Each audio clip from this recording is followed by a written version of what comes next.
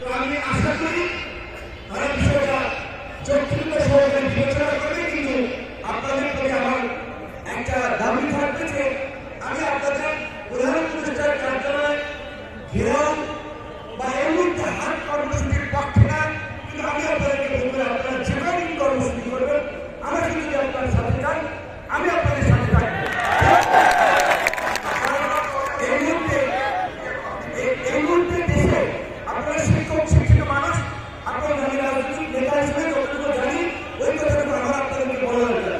নানান ধরনের অস্থিরতা তৈরি করা বিভিন্ন গ্রুপ প্রচেষ্টা চালাচ্ছে, বিভিন্ন ধরনের সহিংস প্রেক্ষাপট তৈরি করার জন্য বেশি বেশি ঘোষক প্রদান দেওয়া হচ্ছে। এই আমাদের আন্দোলন সংগ্রামের মধ্যে দিয়ে এই সরকার গঠিত হয়েছে। সত্যিকার অর্থে সেই সরকারকে আমরা নিজেকে বাধ্য করাতে পারবো, তাদের বাইপাস করার সুযোগ নাই। কিন্তু আমরা দাবি দেওয়া আদায় করতে গেলে এমন কর্মসূচি দেওয়া যাবে না যেটাতে আমার সরকার এবং দেশের জন্য একটা ক্ষতি হয়, একটা বিশৃঙ্খলা তৈরি হয়।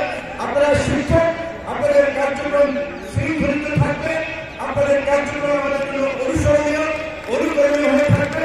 আমি আপনাদের সফলতা কামনা করছি এবং ধারাবাহিকভাবে অবশ্যই আপনারা দৃষ্টি আকর্ষণ করার জন্য যথাযথ কর্তৃপক্ষের কাছে আপনাদের দাবি দাওয়াগুলো তুলে ধরবেন। রবিবার আমি সচিবালয়ে যাব। আমার দুইটা কাজ, একটা হচ্ছে আপনাদের এই বিষয়টা প্রাথমিক গণশিক্ষা উপদেষ্টা ওনার সাথে আলাপ করা, আরো একটা কাজ হচ্ছে কারণ আমরা তো সবার কথা নিয়ে ভাবি। প্রেস ক্লাবে অনেকদিন ধরে ইবতিদায়ী মাদ্রাসার শিক্ষক আন্দোলন করছে, তাদের বিষয়টা নিয়ে আমি কথা বলবো, কারণ আমি আমরা সবাই